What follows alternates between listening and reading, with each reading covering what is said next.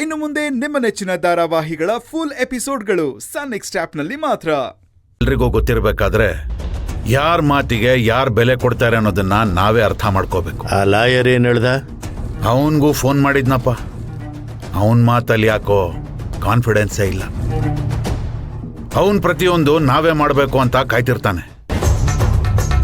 ನನಗಿವಾಗ tension ಆಗ್ತಿರೋದು ಆ ವಿಚಾರಕ್ಕಲ್ಲ. ಮತ್ತೆ ಆ ಪ್ರಾಜೆಕ್ಟ್ ಶುರು ಆಗೋದಕ್ಕಿಂತ ಮುಂಚೆ ಆ ವಿಕ್ರಮ್ ರಾಥೋಡು ಪಾರ್ಟಿ ಫಂಡ್ ಅಂತ ನನಗೆ 3 ಕೋಟಿ ರೂಪಾಯಿ ಕೊಡ್ತೀನಿ ಅಂತ ಹೇಳಿದ್ದ.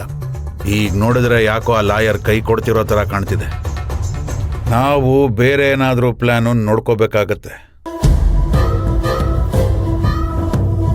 ಇಲ್ಲ ಮುನೇಂದ್ರ, ಸಾವಿರಾರು ಕೋಟಿ ವ್ಯವಹಾರನ ಯಾರು ಅಷ್ಟು ಉಡಾಫೆಯಿಂದ ತಗೊಳ್ಳೋದಿಲ್ಲ.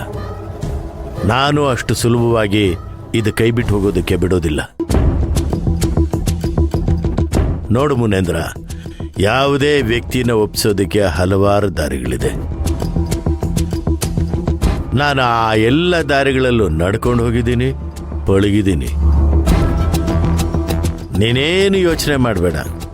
ಎಲ್ಲ ಸಮಸ್ಯೆಗಳಿಗೂ ನನ್ನ ಹತ್ರ ಒಂದು ಪರಿಹಾರ ಇದೆ. ಮೊದಲು ಈ ಕೆಲಸ ಏನಾಗುತ್ತೆ ಅಂತ ನೋಡೋಣ. ನಮ್ಮ ದಾರಿಗೆ ಯಾರು ಅಡ್ಡ ಬರ್ತಾರೆ ಅಂತ ತಿಳ್ಕೊಂಡು ಆಮೇಲೆ ಹೆಜ್ಜೆ ಇಡೋಣ. ಈ ಆಡು ಹುಲಿ ಆಟ ಆಡಿ ತುಂಬ ದಿನ ಆಗಿತ್ತು. ಈಗ ಆ ಆಟ ಆಡೋಣ. ನಾನು ಆಡಿಸ್ತೀನಿ.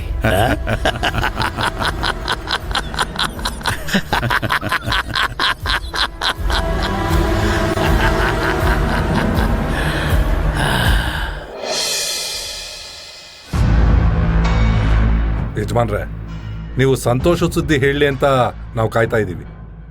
ನಿನ್ನೆ ವಿಕ್ರಮ್ ರಾಥೋರ್ ಅವರು